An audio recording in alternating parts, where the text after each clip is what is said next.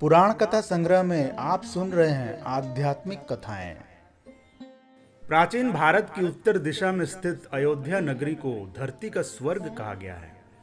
यह नगरी सरायू नदी के तट पर बसी थी और अपनी सुंदरता, समृद्धि और धर्मपरायणता के लिए प्रसिद्ध थी।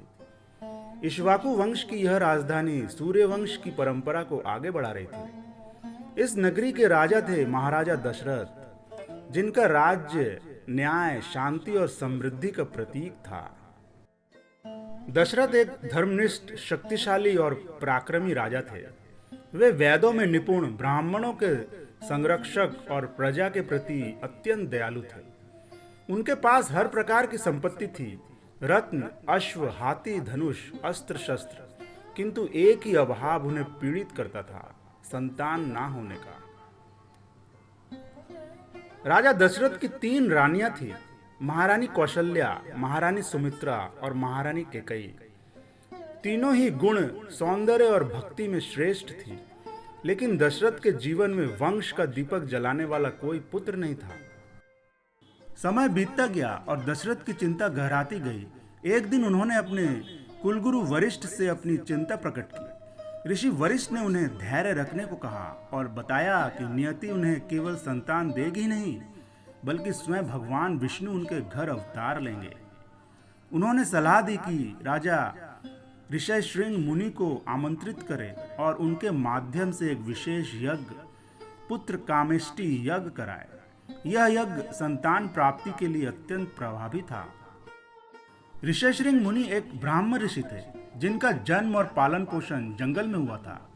वे सांसारिक मोह से अछूते, तपस्वी और अत्यंत शक्तिशाली थे। जब वे अयोध्या आए तो पूरी नगरी हर्षित हो उठी।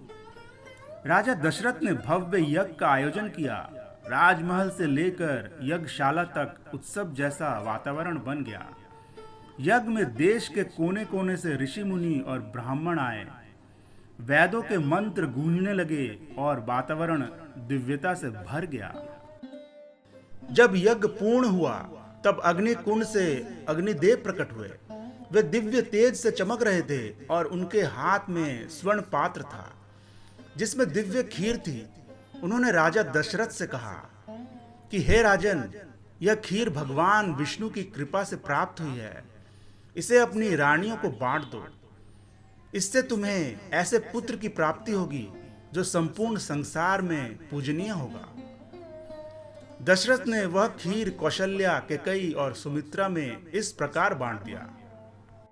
कौशल्या को आधी खीर दी, कैकेयी को 1/4, सुमित्रा को 2 बार 1/8वां हिस्सा। यह खीर स्वयं भगवान विष्णु की शक्ति से युक्त थी, अतः यह यज्ञ की सफलता का प्रतीक बनी। राम जन्म की भविष्यवाणी। स्वर्ग में देवताओं ने भगवान विष्णु से प्रार्थना की कि वे रावण जैसे दानव का अंत करें। तब विष्णु ने कहा, मैं अयोध्या में राजा दशरथ के यहाँ पुत्र रूप में जन्म लूंगा। देवताओं ने हर्ष प्रकट किया। नारद, ब्रह्मा, शिव सभी ने इस निर्णय का स्वागत किया, क्योंकि रावण का वध केवल मानव रूप में ही संभव था। कुछ समय बाद चैत्र शुक्ल पक्ष की नवमी तिथि, पुनर्वसु नक्षत्र, कर्क लग्न और अद्भुत मुहूर्त में कौशल्या के गर्भ से भगवान विष्णु ने राम रूप में जन्म लिया। श्री राम का वर्ण नील कमल जैसा श्याम, नेत्र कमल दल जैसे विशाल और मुखमंडल चंद्रमा से अधिक सुंदर था। उनके शरीर से दिव्य प्रकाश निकल रहा था। उस समय देवताओं ने पुष्प वर्षा की, गंधर्वों ने गीत गाए, अप्सराओं ने नृत्य किया और आकाश में दुंदुभिया बज उठी।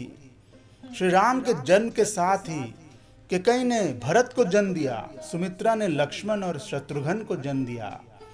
चारों भाइयों का जन्म जैसे सृष्टि के 4 स्तंभ बन गया। अगर आपको यह कथा अच्छी लगी हो तो लाइक और शेयर जरूर करें, ताकि यह ज्ञान और भी लोगों तक पहुंचे। आपकी राय हमारे लिए बहुत महत्वपूर्ण है। कमेंट में जरूर बताएं कि आपको यह कहानी कैसी लगी। फिर मिलेंगे एक नए दिलचस्प और ज्ञानवर्धक पुराण कथा के साथ। पुराण कथा संग्रह पर आपकी अपनी आध्यात्मिक यात्रा जारी रहे। धन्यवाद।